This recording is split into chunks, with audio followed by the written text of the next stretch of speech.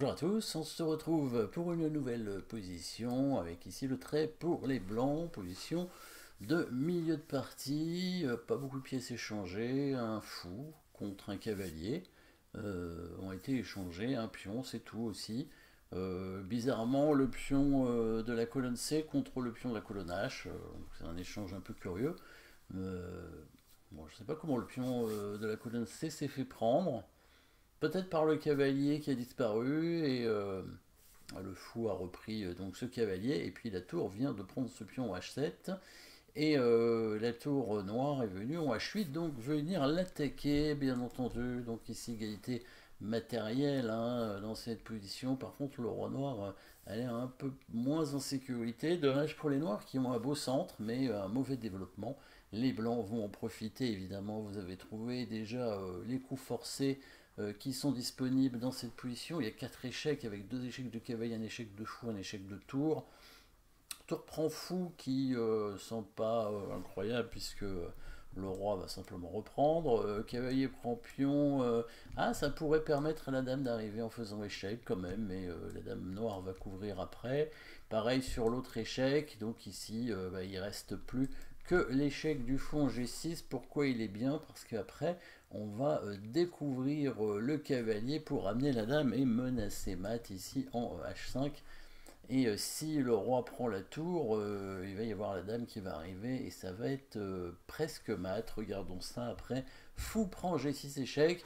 Bon, peut-être le meilleur coup pour les noirs, c'est de ne pas prendre le fou, hein, évidemment, mais dans ces cas-là, il se fait quand même bien sûr bien attaquer. Si jamais il décale son roi en F8, bon, G8, on va probablement échanger les tours tranquillement. Peut-être échanger le pion, ou alors tout de suite amener le cavalier, peut-être en H4 avec l'idée d'amener ensuite la dame en H5 pour attaquer le fou et rentrer quand même dans le camp des noirs. On peut aussi bouger la dame pour faire le grand roc, hein, essayer de ramener rapidement la tour ici. Donc là, bon, déjà les blancs ont gagné un pion, hein, c'est plutôt une bonne position évidemment. Donc regardons la prise du fou avec le roi. Oui, la petite pointe, c'est le cavalier qui prend. Alors on peut pas faire dame D3 hein, ici.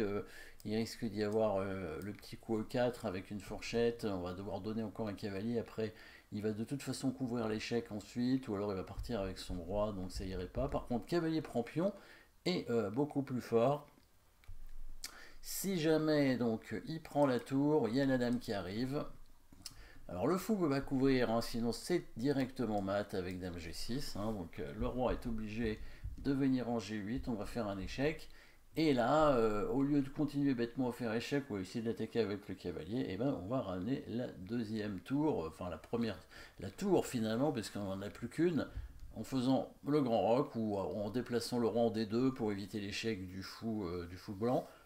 Grand roc suivi de, bien sûr, du coup tour H1 hein, qui semble difficile à parer. Alors les noirs peuvent sacrifier leur fou ici. Attention à ne pas le prendre avec le pion pour ne pas bloquer la tour. On va amener la tour, bien évidemment, pour prendre ce fou. Il peut tenter de défendre le fou avec la dame pour essayer de sacrifier la dame. Il ferait dame prend tour et à la fin il récupérerait quand même le cavalier en E5.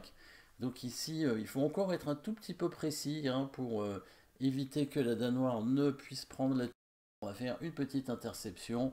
Vous avez trouvé le bon coup évidemment. Le pion qui avance en G4 protégé par le cavalier qui intercepte donc la dame et qui donc permet la menace. Tour prend fou. Échec à mat directement. Voilà, donc cavalier prend 5 échecs. Dans la partie, les noirs ont pris le cavalier et ils sont fait mater quand même, bien sûr, avec la dame qui arrive en H5 protégée par la tour. Donc là, la tour est restée, le cavalier a disparu, mais la tour est restée. En F6, il faut continuer quand même à faire des échecs, c'est mieux. On pourrait prendre le pion avec le pion, mais il va s'enfuir avec le roi et ça risque d'être un peu moins efficace quand même si ça paraît jouable aussi. La prise de la dame est nettement mieux. Là, s'il vient tout de suite en G6 avec le roi, il va être mat très vite normalement. Regardons, roi G6. Bon, de toute façon, dans les deux cas, il sera mat. Alors, comment on va le mater ici?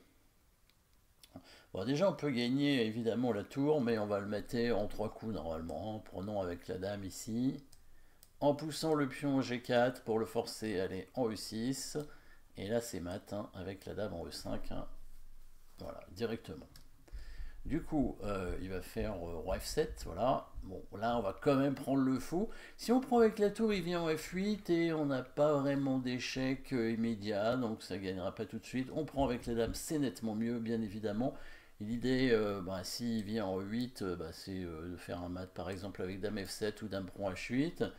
Et s'il revient en E6, c'est le mat qu'on vient de voir, hein, avec la dame qui arrive en E5. Donc, bon, dans cette variante-là, les noirs se font mater très rapidement. Il aurait dû quand même,